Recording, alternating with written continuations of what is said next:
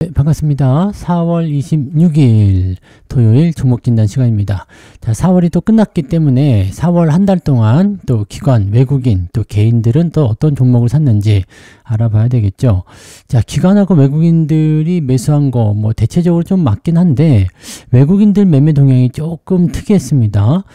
물론 충분히 그럴 만도 하다라고 생각이 되긴 하는데 외국인들이 왜 그런 걸 샀을까 한번 고민해 볼 만한 시간도 좀 가져야 될 것 같긴 합니다.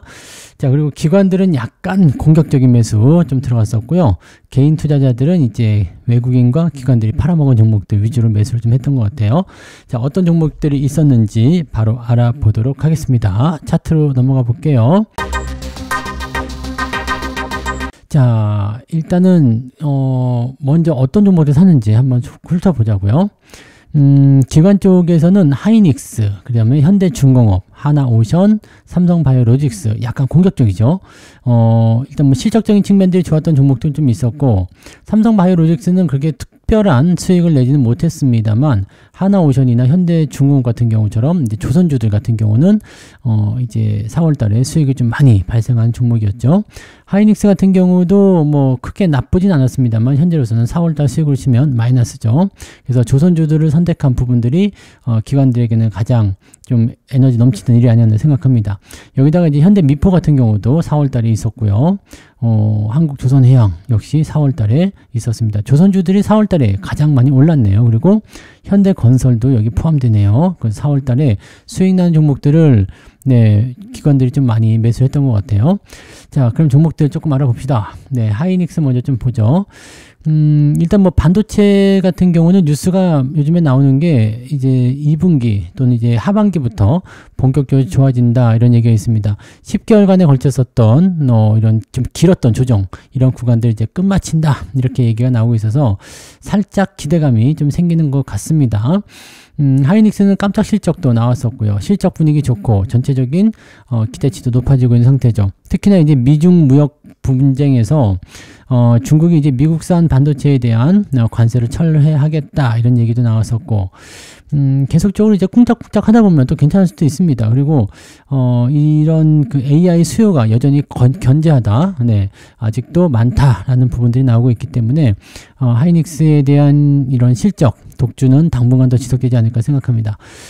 일단 뭐 하이닉스 같은 경우는 매수냐 매도냐는 현재 시점에서는 뭐 특별한 의미가 없습니다. 매수도 아니고 매도도 아니죠.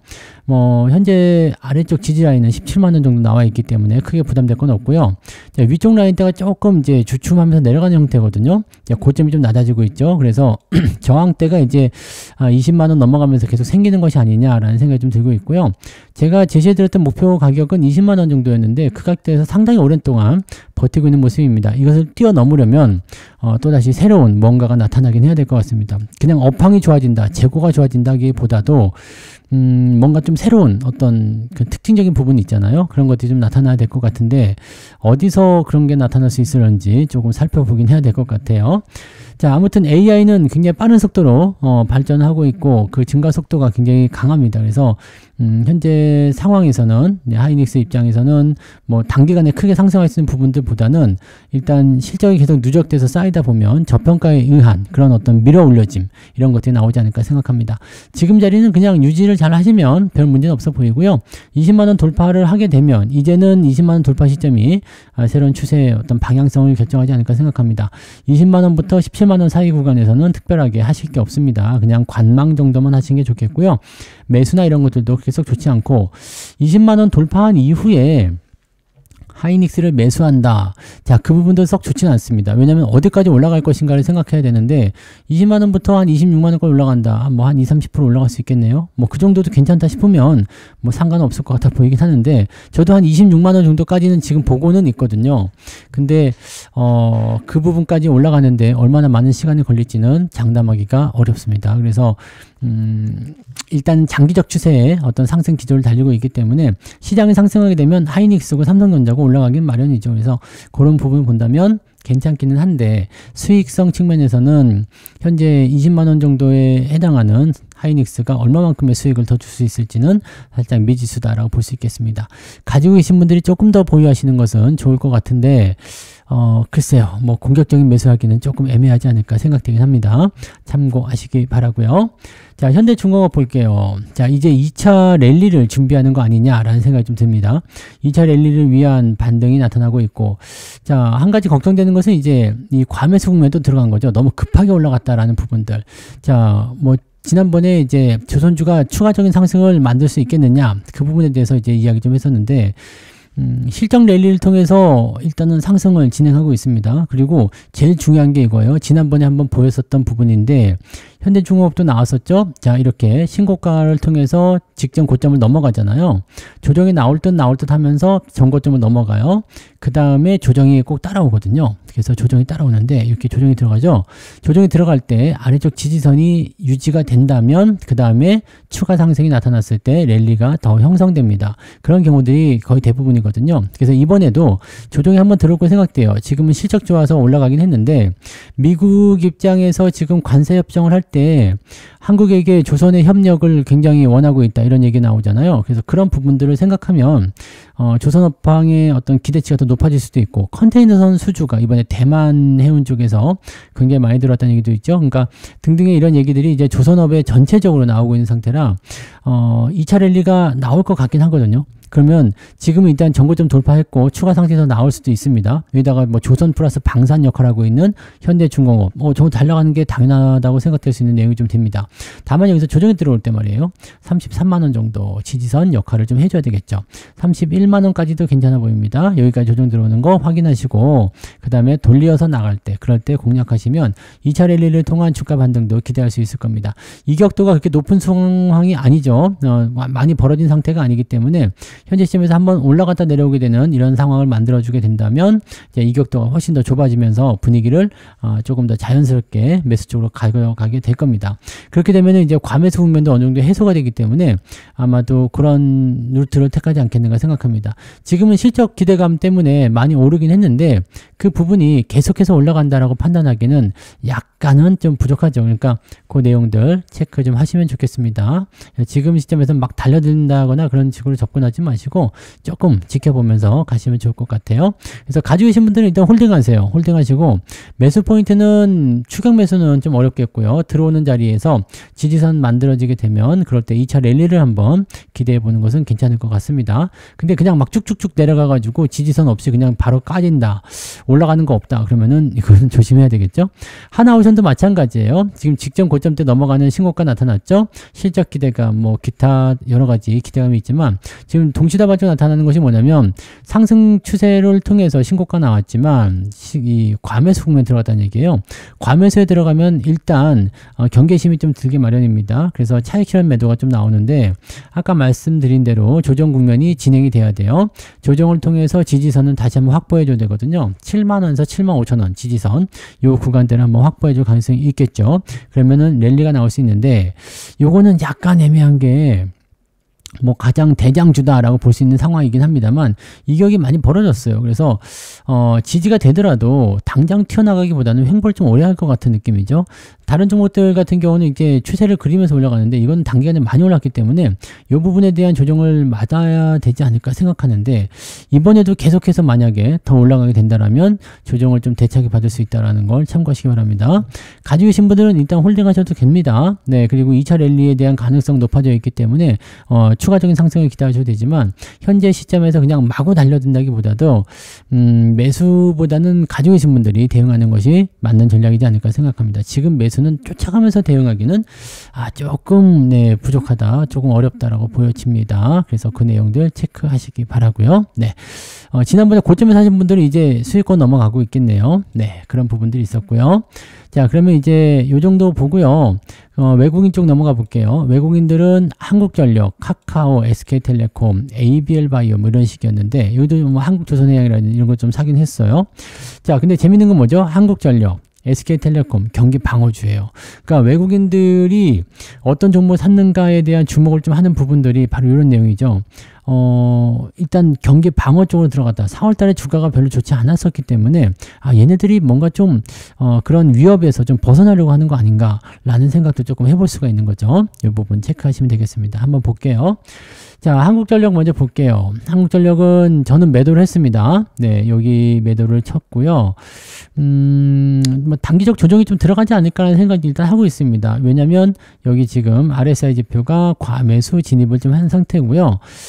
약간 매수가 좀 들어가서 약간 흥분한 듯한 느낌이 좀 있어요. 얘는 그동안 패턴들이 이렇게 단기적으로 많이 올라가면, 물론 올라간 이후에 5일선 깨지지 않으면 또 올라가고 또 올라가고 하는 경우도 있었습니다만, 지금은 약간 과한 상태로 올라갔죠. 단기적 상승은 그다지 좋은 종목이 아닙니다. 천천히 가져야 되거든요. 올랐다 내렸다 올랐다 내렸다 하면서 이격을 이렇게 잡아가지고 같이 추세를 끌고 올라가는 종목이 좋은데, 이격을 한꺼번에 벌리게 되면 약간 애매하죠.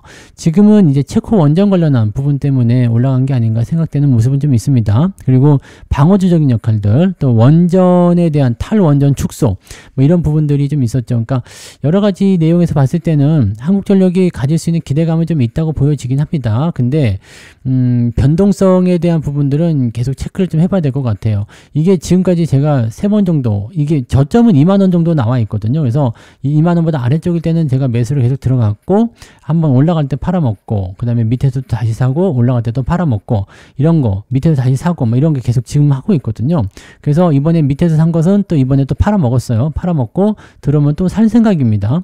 왜냐면 저점권에 가까이 왔을 때는 이게 추세가 지금 이렇게 우상향 전환이 되어 있는 모습이거든요. 그래서 매매 포인트만 잘 잡으면 계속 먹을 수 있는 상황인데, 만약에 여기서 계속 올라가 버린다 그러면 뭐 어쩔 수 없는 거고요. 만약에 내려온다라면 매수를 해볼 생각입니다. 가지고 계신 분들도 그런 정도는 생각하시면 되겠어요. 대신에 저점 라인대가 좀 높아져 있는 상태이기 때문에요. 지금은 이제 뭐 2만원 아래 정도 떨어지는 것은 조금 기대하기 좀 어려워 보이고요. 한 22,000원 정도 오게 되면은 매수 포인트가 나올 것 같거든요. 그냥 그런 정도로 한번 기다려서 매수 시점을 좀 가져가고 있는 거고요. 그냥 보유 중이신 분들은 이격이 벌어졌기 때문에 옆으로 횡보가 나오든 아니면 아래쪽 조정이 나오든 뭔가 나오긴 할 겁니다. 그 뭔가 나오는 그 시점을 일단은 잘 보시고, 나는 견딜 수 있겠어, 난 더 지켜볼 거야, 난 더 견뎌볼 거야, 이렇게 하시는 분들은 그냥 놔두시면 되고요. 나는 조정에 대한 부분들 일단 피했다가 다시 살 거야, 못 살지도 모르지만 다시 해보겠어 라고 하시는 분들은 차익 매도 들어가시면 됩니다. 가격적인 측면에서는 지지라인이 지켜져 있는 구간은 지금 요 정도 보시면 되겠네요. 24,500원쯤, 네, 그 정도 보시면 될 것 같은데, 한 3% 정도 변동성 보시면서 그보다 떨어지게 되면 조금 조정을 받겠구나 라고 생각하고 빠져나오시는 것도 괜찮을 겁니다. 그 부분 체크하시면 좋겠고요. 자, 그 다음에 SK텔레콤 볼까요? SK텔레콤 같은 경우는 포지션이 조금 애매모호하긴 합니다. 네, 어쨌든 막 방어주적인 성격을 가지고 있기 때문에 조금 애매하긴 한데, 이거 배당 받으려고도 들어가지만 실제적으로 뭐 배당률이 그렇게 센가요? 한 6%좀 나오나요? 뭐 나쁘지 않은 것 같아요. 고배당주이긴 합니다. 그리고 방어주적인 성격이, 얘는 지금 아시겠지만 이제 1998년, 99년도에 이제 폭발적으로 이제 그 이동통신 가입자가 늘어났던 그 시기가 있었죠. 그 이후에 이제 계속적인 횡보, 여기서 크게 벗어나지 못하고 있습니다. 그러니까 이 종목은 이제 성장에 대한 부분도 좀 멈췄다. 사실적으로 이 SK텔레콤 같은 경우는 뭐 사람들이 휴대폰 2대, 3대씩 쓰시는 분들도 많이 있지만, 저도 2대예요. 저도 핸드폰이 2대지만, 실질적으로 이제 그 가입자는 꽉 들어찼다고 봐야 되겠죠. 그리고, 이제 뭐 인터넷이라든지 뭐 등등등 여러 가지로 이제 파생되어 나오긴 하고 있습니다만, TV, 인터넷, TV 뭐 등등 여러 가지 있죠. 근데, 실질적으로 이제 뭔가 폭발적으로 성장할 수 있는 포인트는 지나갔죠. 그래서 안정적인 어떤 그 배당이라든지 이런 것들을 얻기 위한 부분들, 또는 어떤 위기 속에서 한번 주가 크게 급락했을 때 한 번씩 올라가게 되면 2배씩 오르기도 하는 모습이 있긴 합니다. 그런 정도의 수익을 좀 챙기는 정도라고 보시면 되는 거고요. 지금 상황에서는 뭐 특별하게 뭐 추세는 좋다고 볼 수 있겠지만 위쪽의 저항도 굉장히 두껍고요. 넘어가긴 조금 힘들겠죠. 물론 이제 시간이 많이 지나면 기업의 가치가 또 화폐 가치 하락으로 인해서 더 상승하기 때문에 주가가 올라가는 것도 맞습니다. 그리고 배당금도 올라가겠죠.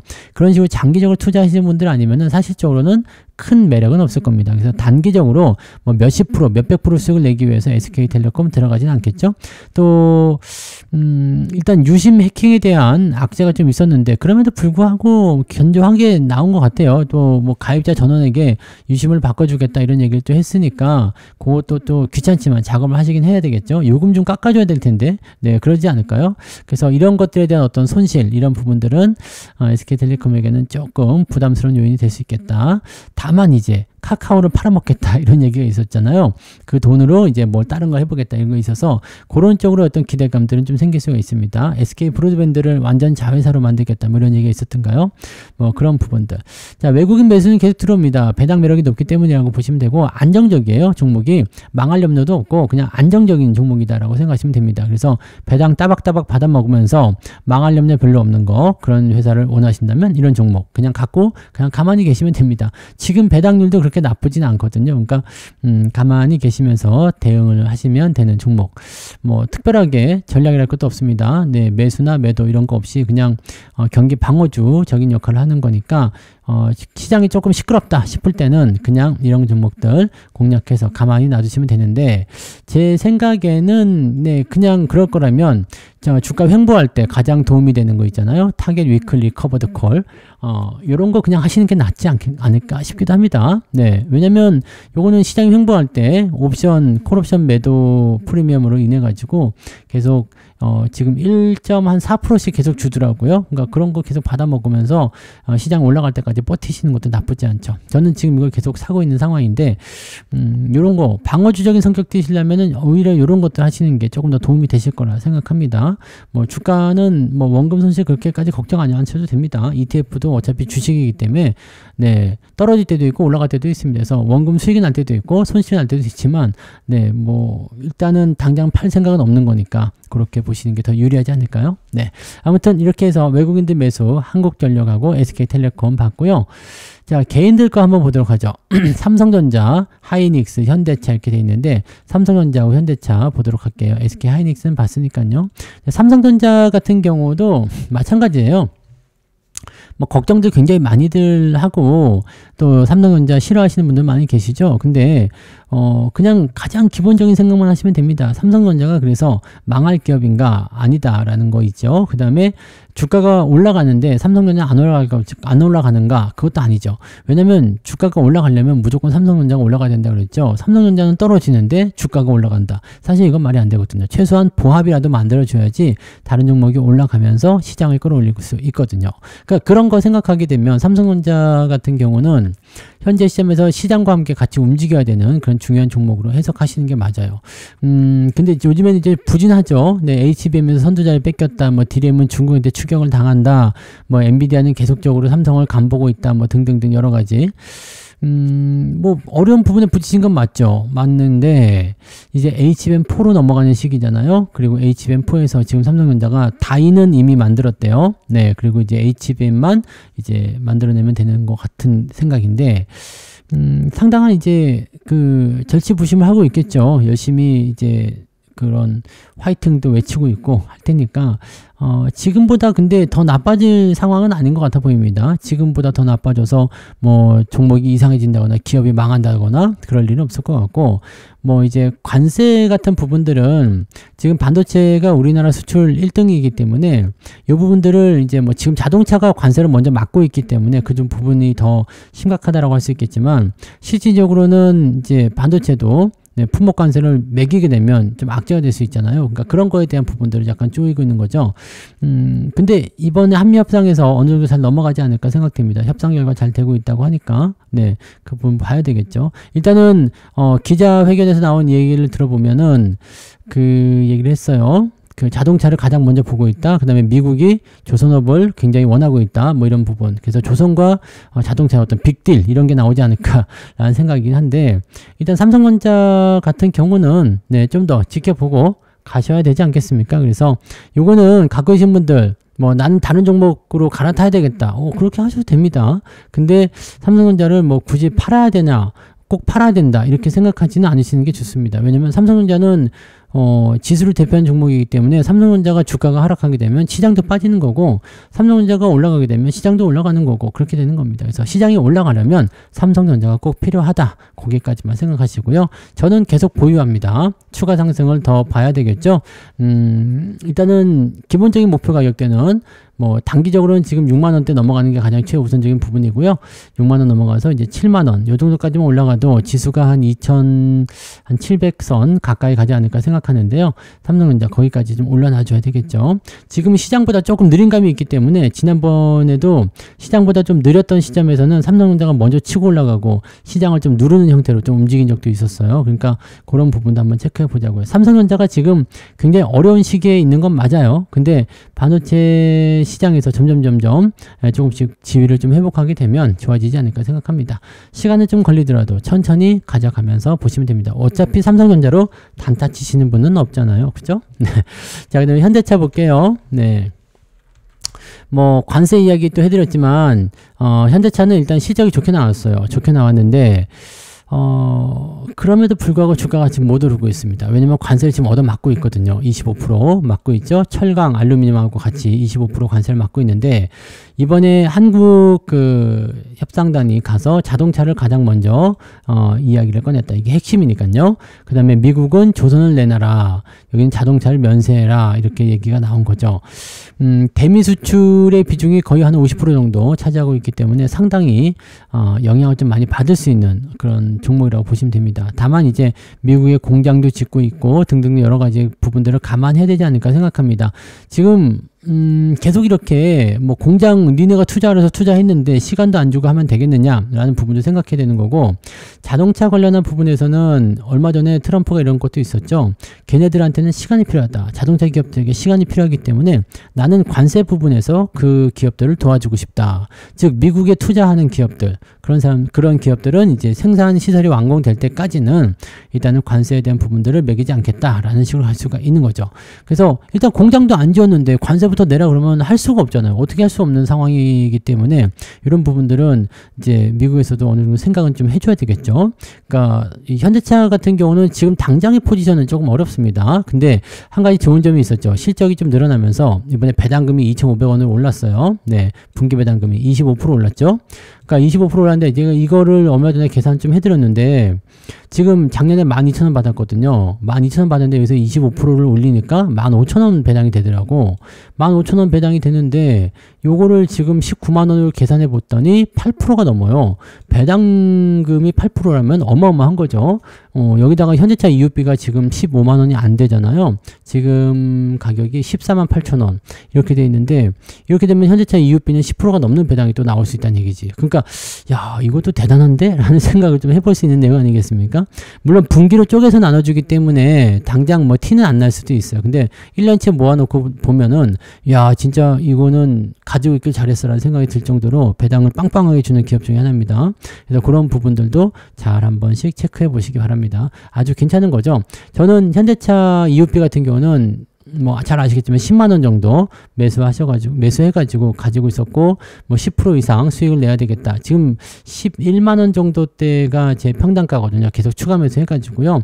그래서 저는 12만원 아래쪽으로 계속 보유하려고 하고 있었는데 지금 15만원, 아니 15,000원 배당을 준다 그러면은 10% 배당만 노리면 되니까 네, 15,000원까지 평단가도 확대해도 되잖아요. 그러면 더 많이 살 수도 있겠죠. 그래서 아직까지는 이제 매수 시점은 안 나왔어요. 뭐 경기적인 어떤 측면이나 또는 관세, 부담감, 또 추세 뭐 등등 여러 가지가 있어서 아직 돌아서는 모습은 아니기 때문에 매수 의견은 드리지 않습니다. 요거는 매수하시는 자리는 아니에요. 대신에 지지선이 확보가 되고 돌아서는 모습이 충분히 우리가 확인할 수 있다라면 그때는 매수하셔도 될 것 같아요. 매수 포인트는 한 21만원에서 22만원 좀 나올 것 같습니다. 그 정도는 돌려야 될 것 같아요. 장기평선까지 지금 아래로 떨고 있는 상태라서 거기까지는 올라가 줘야지 그래도 뭔가 어필할 수 있지 않을까 생각합니다. 이 부분들을 체크하시면서 가시는 게 좋겠습니다. 그래서 요거 현대차 같은 경우는 당장 매수 달려들지 마시고 조금 기다렸다가 대응하시는 것이 유리하겠다라고 보여집니다. 가지고 계신 분들은 홀딩 하시고요. 조금 중장기적으로 보셔도 될 것 같아요. 워낙 저평가된 국면이기도 하고요. 배당금을 그렇게 많이 챙겨주겠다라고 한다면 네, 와이낫이 되는 거죠. 무조건 보유해야 되는 종목이 아닌가 생각되기도 합니다. 여의치 않거나 또는 이제 나는 좀 더 많은 배당을 원한다 이런 분들은 현대차 EUB 공략하시는 것도 괜찮습니다. 그래서 그런 부분들 체크하시고요. 네. 자, 그래서 오늘 이렇게 기관과 외국인들이 4월 달에 뭘 샀는지, 개인들은 또 뭘 샀는지 좀 알아봤고요. 시장 분위기가 점점 좋아지게 되면 개인이든 외국인이든 기관이든 누가 샀든지 간에 매수한 종목들은 거의 대부분 수익으로 진행이 될 겁니다. 그래서 여러분들이 가지고 있는 종목, 여러분들이 가지고 있는 계좌의 포트폴리오, 네, 그런 내용들도 나쁜 상황은 아닐 거라 생각합니다. 점점 더 좋아질 테니까 여유 있게 보시고요. 즐거운 마음으로 또 이제 4월 마지막 날, 그 다음에 5월의 랠리, 장미 랠리라고 하죠. 이런 것들 좀 기대하면서 가보도록 하자고요. 자, 오늘 종목 진단 여기서 마치고요. 내일은 또 다른 종목으로 오도록 하겠습니다. 고맙습니다.